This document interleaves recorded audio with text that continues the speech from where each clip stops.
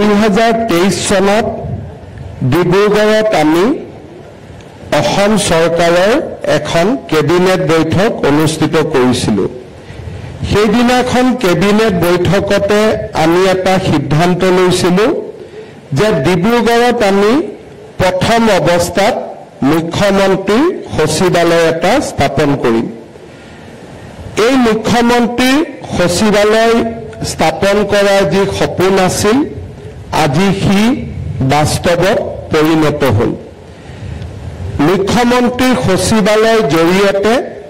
আমি 9খন জিলাৰ প্ৰশাসনিক কাম কাজ ডিব্ৰুগড়ৰ পৰা নিৰীক্ষণ কৰাৰ এটা প্ৰয়াস আৰু প্ৰচেষ্টা চলাম। এই 9খন জিলাত অসমৰ কেইবাখনো বিশ্ববিদ্যালয় আছে, কেইবাখনো চিকিৎসা মহাবিদ্যালয় আছে, কেইবাটাও গুৰুত্বপূৰ্ণ উদ্যোগ আছে আৰু ইয়াৰ লগতে কেইবাখনো অসমৰ সৰহ সংখ্যক চাহ বাগিচা এই অঞ্চলটোতে সীমাবদ্ধ হৈ আছে। সেই দিশৰ পৰা অসমৰ অৰ্থনৈতিক, ৰাজনৈতিক আৰু সামাজিক পটভূমিৰ ফালৰ পৰা আজিৰ দিনটো অতিশয় গুৰুত্বপূৰ্ণ। এই মুখ্যমন্ত্ৰীৰ সচিবালয় আমি দিছপুৰৰ মুখ্যমন্ত্ৰীৰ সচিবালয়ৰ লগত টেকনলজিৰ জৰিয়তে আমি লাইভ ৰিলেশ্যন স্থাপন কৰিছোঁ। ইয়াৰ ফলত মুখ্যমন্ত্ৰীগৰাকী ডিব্ৰুগড়ত থাকিলেও সচিবালয়ৰ কাম নিৰন্তৰ গতিত চলি থাকিব। এটা সময়ৰ বাবেও অসম সচিবালয়ত এনেকুৱা এটা ধাৰণা নহ'ব যে মুখ্যমন্ত্ৰী 4 দিন অনুপস্থিত আছে। অৰ্থাৎ এই কাৰ্যালয়ত বহা আৰু গুৱাহাটীৰ কাৰ্যালয়ত বহাৰ মাজত কোনো পাৰ্থক্য নাথাকিব আৰু তাৰ ফলত মুখ্যমন্ত্ৰীগৰাকীয়ে ডিব্ৰুগড়ৰ উন্নয়ন বা উজনি অসমৰ উন্নয়নৰ ক্ষেত্ৰত, উত্তৰ অসমৰ উন্নয়নৰ ক্ষেত্ৰত ডিব্ৰুগড় সচিবালয়ত বহি তেখেতে কাম কাজ কৰিব পাৰিব। আজি আমি মুখ্যমন্ত্ৰীৰ সচিবালয় ইয়াতে স্থাপন কৰিছোঁ, কিন্তু আমাৰ লক্ষ্য হ'ল যে ডিব্ৰুগড়ৰ গুৰুত্ব ক্ৰমান্বয়ে আমি বঢ়াই বঢ়াই গৈ থাকিব লাগে আৰু সেই দৃষ্টিভংগীৰ ফালৰ পৰা অহা কেইটামান দিনত আমাৰ মন্ত্ৰীসভাৰ সদস্যসকল বহিব পৰাকৈও ইয়াত আমি এটা মন্ত্ৰীসভা ভৱন আমি নিৰ্মাণ কৰিম। অৰ্থাৎ অসমৰ 16জন মন্ত্ৰীয়ে 19জন মন্ত্ৰীয়ে ইয়াত বহিব পাৰিব। মুখ্য সচিব ইয়াত বহিব পৰাকৈ আমি এটা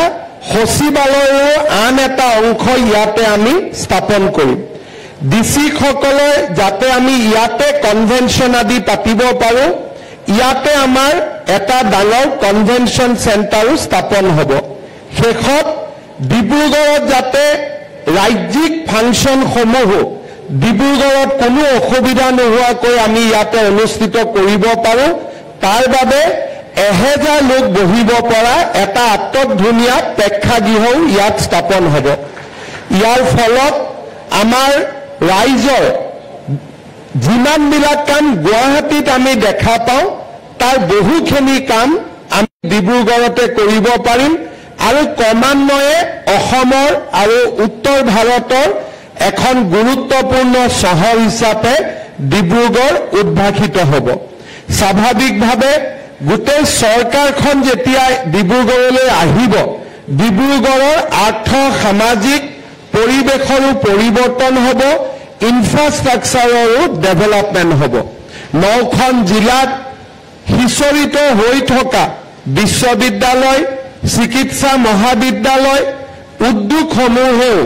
পাবলগীয়া এটেনশ্যন তেওঁলোকে ইয়াৰ পৰা নিৰবিচ্ছিন্নভাৱে পাব পাৰিব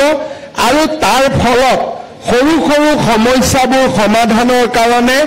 বহু দিনলৈ অপেক্ষা নকৰি ইয়াতে তেখেতসকলে নিৰন্তৰভাৱে আলোচনা কৰিব পাৰিব। অহা অক্টোবৰ মাহত মই ইয়াত যেতিয়া আহিম, সাধাৰণতে